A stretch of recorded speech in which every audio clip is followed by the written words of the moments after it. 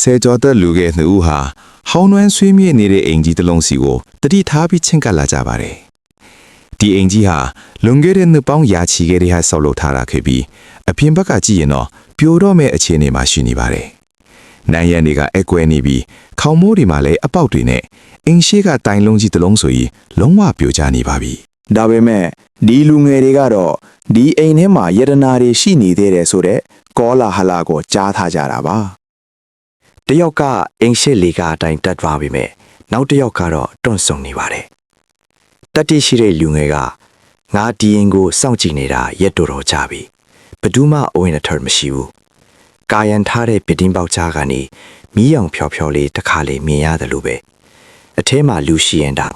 အဘိုးကြီးအဘွားကြီးတွေပဲဖြစ်မှာပါငါတို့အလွဲတကူ၆လမ်းပြီးပစ္စည်းတွေယူလို့ရတယ်လို့ပြန်ပြောလိုက်တယ်သူကတော့ဖွင့်တန်လို့ထုတ်ပြီးအိမ်တကာကိုစဖွင့်ပါတယ်တိတ်မကြခင်မှာပဲတကာကကလောက်ဆိုတဲ့အတန်နဲ့ပွင့်သွားပါတော့တယ်အထဲကိုသူဝင်သွားပြီးခဏအကြာမှာပဲဝုန်းဆိုတဲ့အထန်ကျဲကြီးထွက်လာပါတယ်အဖေမှာကြံခဲ့တဲ့တငယ်ချင်းဖြစ်သူကရေးတွေလာဖမ်းပြီးထင်းနဲ့လတ်သွားပေမဲ့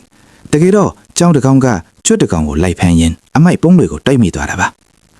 သူစိတ်အေးသွားပြီးအထဲကိုလိုက်ဝင်လို့လှုပ်တဲ့အချိန်မှာပဲအိမ်တကားကြီးကသူ့ရှေ့မှာတင်ဝုန်းကနေပြန်ပိတ်သွားပါတော့တယ်အထဲကတငင်ချင်းကလည်းတကားကိုပြန်ဖွင့်ဖို့ကြိုးစားပေမဲ့လုံးဝဖွင့်မရတော့ပါဘူးအိမ်ထဲမှာတော့ဖုံတွေပင်ကူအိမ်တွေနဲ့ပြည့်နေပြီမယ်ထူးဆန်းတာကစားပွဲတွေပေါ်မှာဖျောင်းတိုင်တွေထွန်းထားတာပါဒါဟာတဆုံတယောက်ကဒီအိမ်ထဲမှာမကြားတဲ့ခင်ကမှဖျောင်းတိုင်လာထွန်းထားတယ်ဆိုတာထင်ရှားနေပါတယ်သူကကြောက်ကြောက်လန့်လန့်နဲ့အင်ထဲကိုဆွတ်ဝင်လာတဲ့အခါအပေါ်ထက်ကနေခြေတန်းဒီကြားလိုက်ရတယ်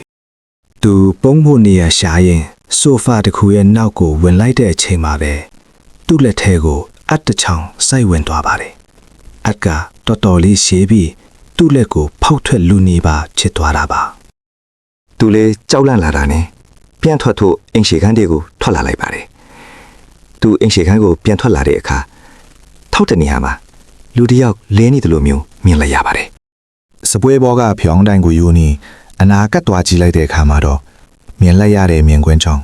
သူလန့်အော်မိသွားပါတော့တယ်သူ့အော်တန်ကိုကြားလိုက်ရတဲ့တငယ်ချင်းထက်သူကအနာမရှိတဲ့တန်ကြောင်းတစ်ခုနဲ့တကားကိုဖွင့်ပြီးဝင်ဖို့ကြိုးစားရပါတော့တယ်နောက်ဆုံးမှတော့တကားပွင့်သွားပြီးသူ့အထက်ကိုဝင်သွားပါတယ်အိမ်ထဲမှာတငယ်ချင်းထက်သူထိုင်နေတာကိုမြင်လိုက်ရပါတယ်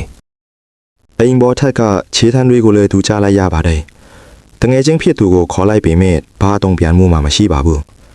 သူအနီးကတွားကြည့်လိုက်တဲ့အခါမှာတော့သူ့တငယ်ချင်းဟာလူမဟုတ်တော့ပါဘူးမျက်လုံးတွေကအပေါက်ကြီးတွေဖြစ်နေပြီး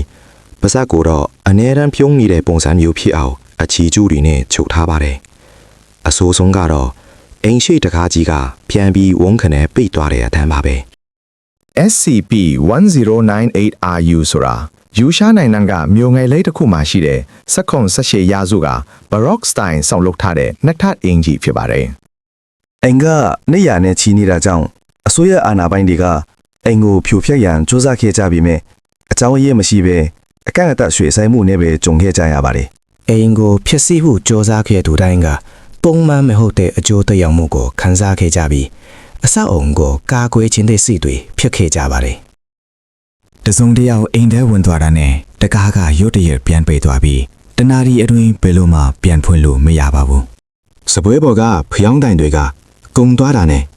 သူ့လိုအတစ်တိုင်ပြန်ထစ်သွားကြတာကိုလည်းလေ့လာတွေ့ရှိခဲ့ကြပါတယ်အိမ်ပေါ်ကနေခြေထမ်းကြရပေမဲ့ဘယ်သူခြေထမ်းလဲဆိုတာအခုထိမပြောနိုင်ကြပါဘူး SCP Foundation ရရှိဌာနခွဲကလူငယ်များပျောက်ဆုံးမှုနဲ့ဆက်ဆက်ပြီးတော့ DNOE ရဲ့အကြောင်းကိုသိခဲ့ကြတာပါဒေတာခန့်ရဲတပ်ဖွဲ့ကတွားရောက်စစ်ဆေးခဲ့တဲ့ရဲတွေလည်းပျောက်ဆုံးကုန်ပါတယ်အဲ့ဒီနောက်မှာတော့ Foundation ကချက်ချင်းစုံစမ်းစစ်ဆေးခဲ့ပါတယ်ကင်မရာတပ်ဆင်ထားတဲ့ဆေးရုပ်တရုပ်ကိုပထမဆုံးဝေရောက်စစ်ဆေးမှုမှာအသုံးပြုခဲ့ပါတယ်အခန်းတော်များများမှာလူတရဲ့အလောင်းတွေကိုတွေ့ခဲ့ရပါတယ်ဒါတွေကပျောက်ဆုံးနေတဲ့လူတွေရဲ့အလောင်းတွေပါအလောင်းအလုံးကမြေလုံးတွေဖယ်ရှားခံထားရပြီးတော့လက်မောင်းနဲ့ခြေထောက်တွေမှာကြိုးတွေနဲ့ချုပ်ခံထားရပြီးရုပ်သေးရုပ်အလုပ်ခံထားကြရတာပါ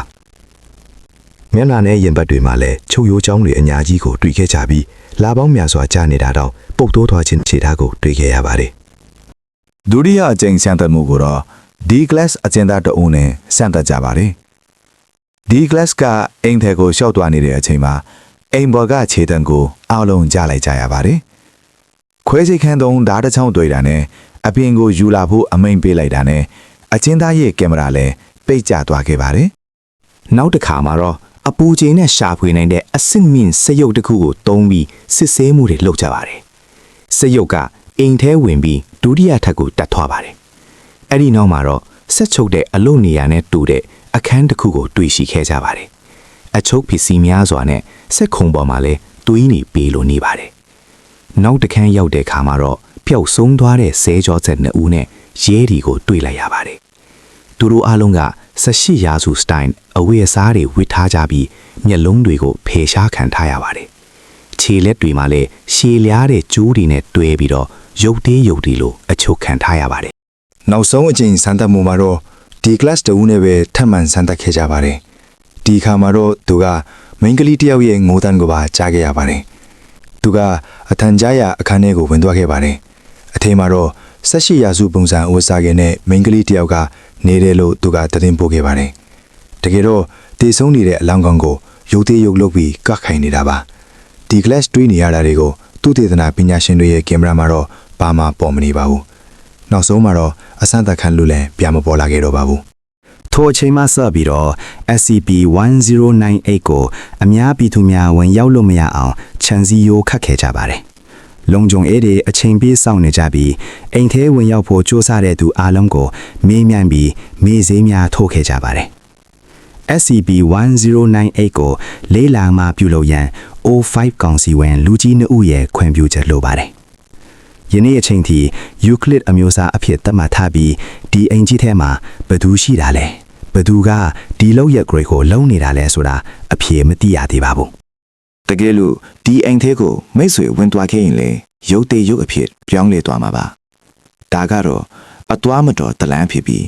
အစားမတော်တလို့အကြောင်းကိုသိချင်ရင်တော့ဒီဘက်ဘေးကတကြားလုံးလေးအကြောင်းကိုထပ်ပြီးကြည့်လိုက်ကြပါဦး